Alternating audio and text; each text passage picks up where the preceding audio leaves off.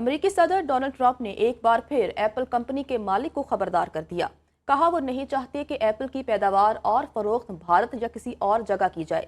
صدر ٹرمپ نے کہا اگر ٹم کک نہیں مانتے تو پھر ایپل کمپنی پر 25% ٹیرف لگایا جائے گا۔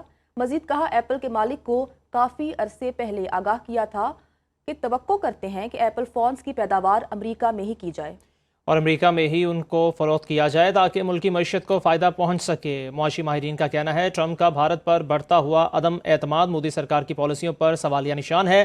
مودی حکومت کی ناکامی معاشی پالیسیوں نے بھارت کو امریکی صنعت کے لیے غیر معتبر بنا دیا ہے۔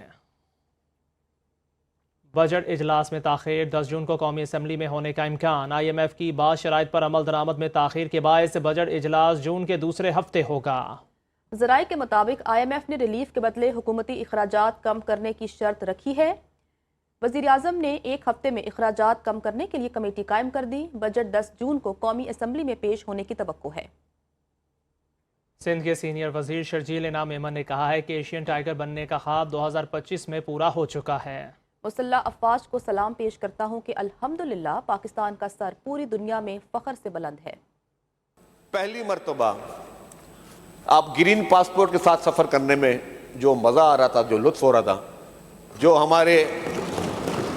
جو بھارت کو منہ توڑ جواب دینے کے بعد ہوا ہے، میں سب کو بولوں گا ایسا مزہ زندگی میں کبھی نہیں آیا۔ جہاں پہ بھی جا رہے تھے امیگریشن آفیسر آپ کا گرین پاسپورٹ دیکھ رہے تھے اور پوچھے تھے کہ where are you from, you are from Pakistan, ہاں، اور وہ اس جنگ کا ذکر کر رہے تھے اور پھر اس میں وہ تعریفیں کر رہے تھے۔ ایشین ٹائیگرز کا خواب کسی اور کا تھا، لیکن وہ ایشین ٹائیگرز کا خواب جو الحمدللہ پورا ہو گیا، 2025 میں وہ پورا ہو چکا ہے۔ سلام پیش کرتا ہوں ہمارے تمام فورسز کو، ہماری پاکستانی گورنمنٹ کو کہ الحمدللہ پاکستان کا سر جو ہے پوری دنیا میں فخر سے بلند ہے۔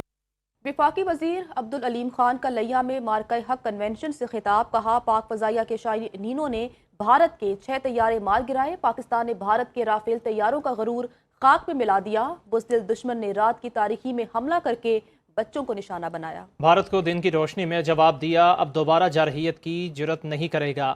پاکستان کے جوابی وار پر مودی جنگ بندی کے لیے دنیا کی منت سماجت کرنے لگا۔ ہم نے الحمدللہ اس مارکے میں دشمن کے 6 جہاز گرائے۔ پاکستان کے اوپر نہ صرف حملہ کیا بلکہ رات کی تاریکی میں ہمارے معصوم بچوں کو نشانہ بنایا۔ کہ جس وقت ہم نے وار کیا تو پوری دنیا کو پتہ لگا کہ اب پاکستان نے وار کیا، اور 1.5 گھنٹے میں ہم نے ان کا وہ حال کیا کہ اس کے بعد وہ مافیا مانگتے پھرتے تھے پوری دنیا میں، اور جا کے امریکی صدر کی منتیں کی کہ خدا کے لیے اب ہمیں بچاؤ۔ وزیر اعظم سے برطانوی ماہر معیشت پروفیسر ڈاکٹر اسٹیفن ڈرکن کی ملاقات۔ شہباز شریف کا کہنا ہے ہم پاکستان کو دوبارہ اسی مقام پر لے جانا چاہتے ہیں، اس کے لیے معیشت میں ایسی اصلاحات درکار ہیں جس سے نظام دوبارہ برآمدی ترقی کی جانب گامزن ہو جائے۔ کاروبار کو فروغ دینے کے لیے تمام پالیسیز میں عدم توازن بے حد ضروری ہے۔ پاکستان کی معاشی ترقی کے لیے مالیاتی پالیسی، محصولات کی پالیسی اور پیداواری پالیسی کا یکساں ہونا ضروری ہے۔ پروفیسر ڈاکٹر اسٹیفن ڈاکنز نے حکومتی معاشی پالیسی کی درست سمت اور اصلاحات کی تعریف کی۔ امریکی صدر ڈونلڈ ٹرمپ نے ایک بار پھر ایپل کمپنی کے مالک کو خبردار کر دیا۔ کہا وہ نہیں چاہتے کہ ایپل کی پیداوار اور فروخت بھارت یا کسی اور جگہ کی جائے۔ صدر ٹرمپ نے کہا اگر ٹم کک نہیں مانتے تو پھر ایپل کمپنی پر 25% ٹیرف لگایا جائے گا۔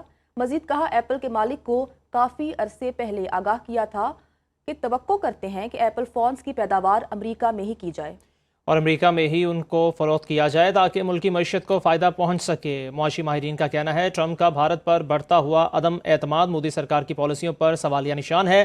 مودی حکومت کی ناکامی معاشی پالیسیوں نے بھارت کو امریکی صنعت کے لیے غیر معتبر بنا دیا ہے۔